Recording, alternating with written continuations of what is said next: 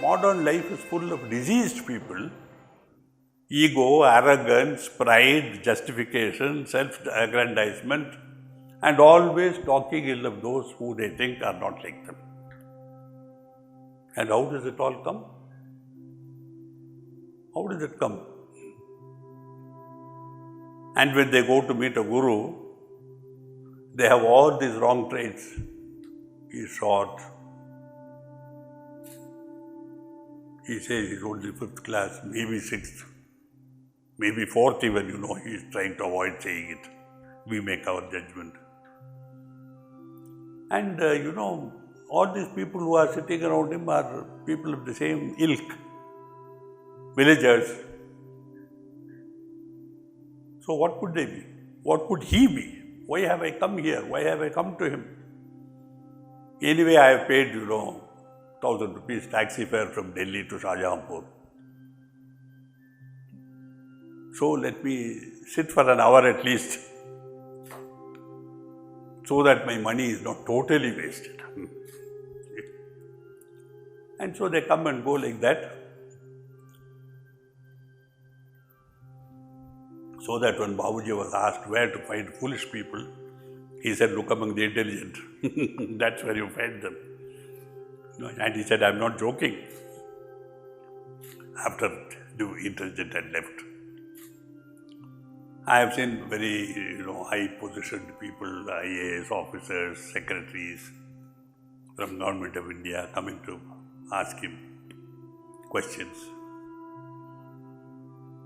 Have you seen God? And he said, suppose I tell you I am. Will you believe me? And should you believe me?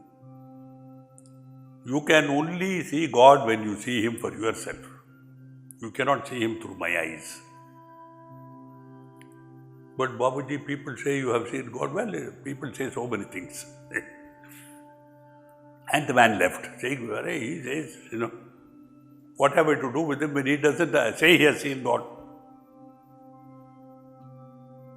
So, see how our attitudes, we come with one attitude, and that attitude is strengthened more and more by what I see, by what I hear, by what I look and find for myself. Because our nature, nature with capital N, only helps us to grow in whatever direction we want. You want to grow in this direction of disbelief, of wrong judgments, of loss of yourself, go ahead. Babuji said nature always helps. If you want to go this way, it helps you to go this way. If you want to go this way, it helps you to go this way. If you want to stay here, it helps you to stay here. In nature, there is no opposition to human effort. It is always adding itself to human effort. I have to determine, you have to determine where you want to go. Nature will help. But if I am going from guru to guru in ad nauseum, and I have spent 50 years of my life, and at 70 I say, I have been looking all my life for a guru. I have not managed to find one. Who is to blame? Who is to blame? And if, as Babuji said, the guru comes to your door, you treat him probably as a beggar. Yes, please, what can I do for you? He says, you don't have to do anything for me. I have come to do something for you. Come on. Don't be shy. You can ask whatever you want. Isn't it? So this is the power of attitude. Now when I come to Babuji Maharaj himself, he was always listening. He believed that only by listening you learn not only everything about the one who is speaking to you, but about his past, his inside and his outside, what he is capable of left to himself, and what he is capable of if he permits the Guru to work. Because even that depends on how he will change under the hammer, Now you have in science malleable metals. like gold, which can be beaten out to a thinness which is unimaginable. But you cannot beat steel like that. Is he malleable? Is he gold ineffective? Is it possible to work on him? Will he cooperate? Now when Babuji said, suppose the prospective Abhyasi says, Babuji, what can you do for me?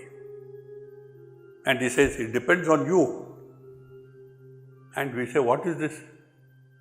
It's like going to a shop to buy potatoes, and he says, are these potatoes good? And the shopkeeper says, it depends on you. But I will tell you, I had an uncle whom we all loved very much, my maternal uncle. He was suspicious of everything.